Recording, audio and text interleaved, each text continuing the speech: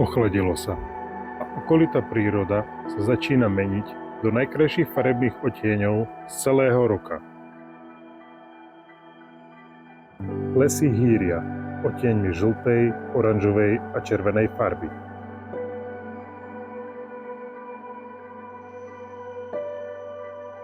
Chladné rána prinášajú do dolín a údolí tajomné hmly, ktoré ešte viac umocňujú čarokrásnu atmosféru jesenných dní.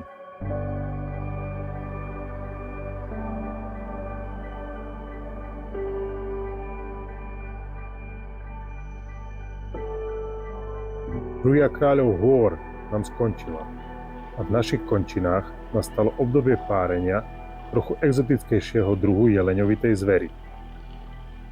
Nastal čas šľachticov našich lesov.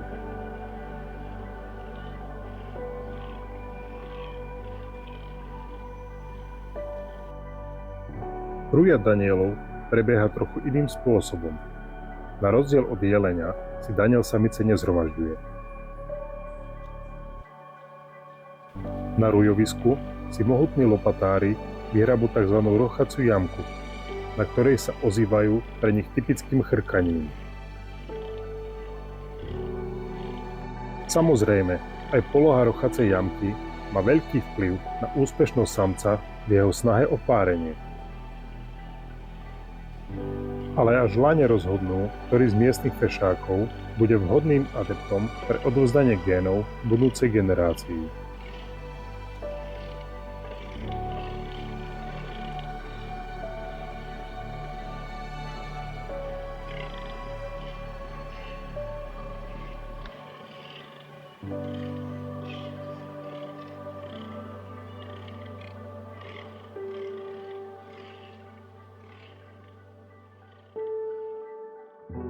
Na fotolov Danielov som sa vybral s kamarátom Tomášom.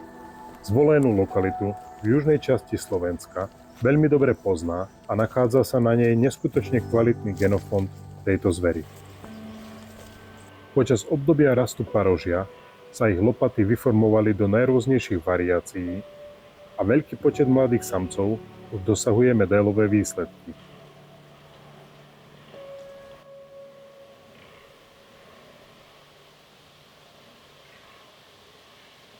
Pozorovaním Danielov sme strávili iba jeden deň, avšak núdza o zrušujúce zábery do života týchto škvrnitých paroháčov nebola.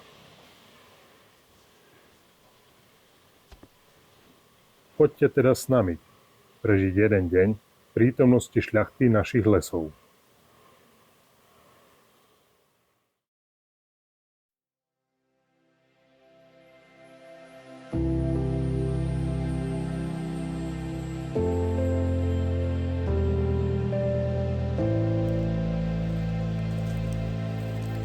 Po dohode s miestnymi poľovníkmi sme na vybrané miesto vyrazili ráno. Podľa predpovede má byť počasie premenlivé, ale vyzerá, že aj sprchne.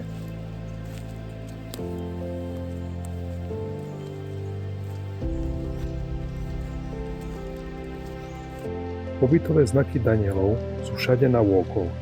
Pozrite sa, takto nejako vyzerá rochacia jamka, na ktorej sa samec snaží očariť svoje potenciálne nevesty. Blížime sa k rújovisku. Daniele rochajú o 106. Potrebujeme sa na chvíľu zastaviť, nachystať techniku a zamaskovať sa.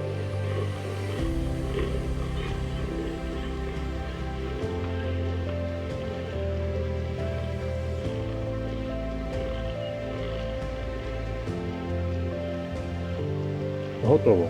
Sme pripravení a môžeme pokračovať ďalej.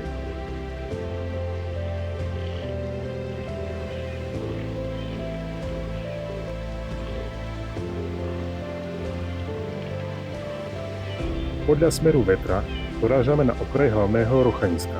Zamaskovaní už sme a ako skryt využívame hlavne hrubšie stromy, ktoré nás pekne schovajú a minimalizujú náš pohyb pred dobrým zrakom Danielov.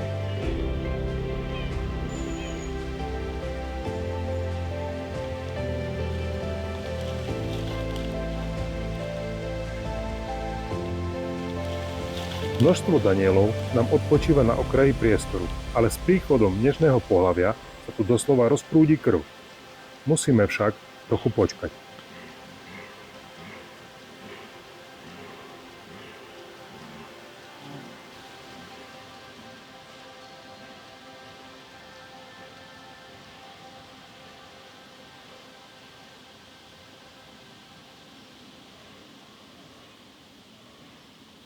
Zatiaľ sú všetci lopatári zaľahnutí a tak si dávame pauzu na malú 10.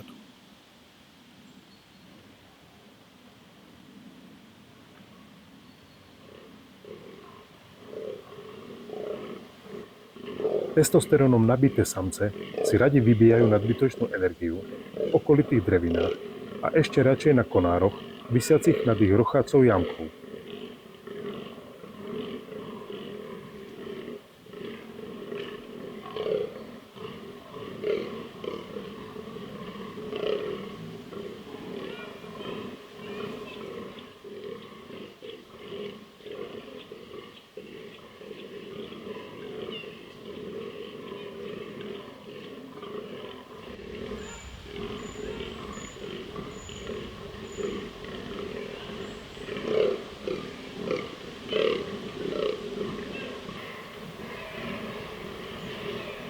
Veľmi radi a často sa venujú úprave svojho zovňajšku a tzv.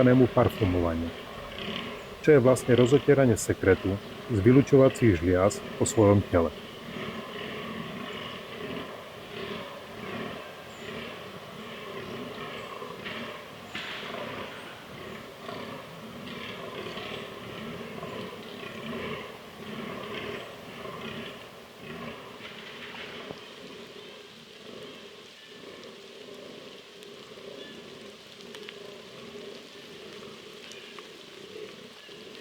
Predpoveď počasia sa naplnila a našim miestom sa prehnala krátka búrka.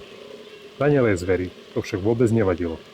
A popravde ani nám, pretože to zintenzívnilo ruch a pohyb na rochanisku. A konečne máme možnosť pozorovať bitku.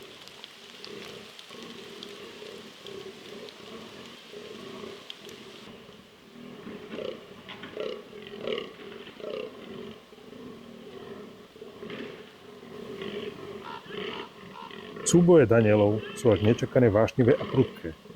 Strety ich širokých lopát je počuť na celkom veľkú vzdialenosť a vzhľadnúť ich nie je vôbec niečím nezvyčajným. Ba priam naopak, na rújovisku sa bojuje viac než dosť.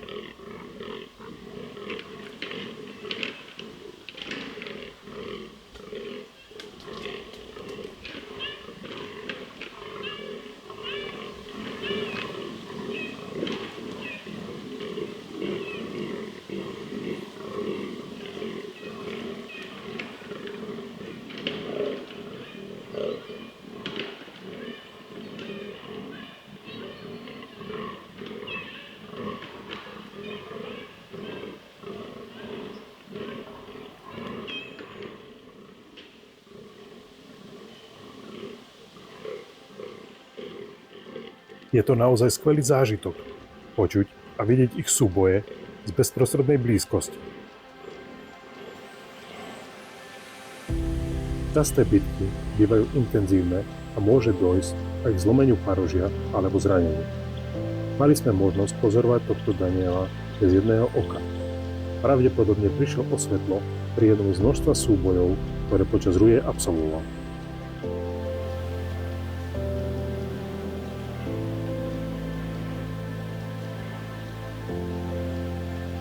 Deň sa chýli ku koncu a Daniela zver sa presunula na druhý koniec rujoviska, čo je pre nás skvelá šanca sa od nich vzdialiť, bez toho, aby sme rušili milostné chvíľky.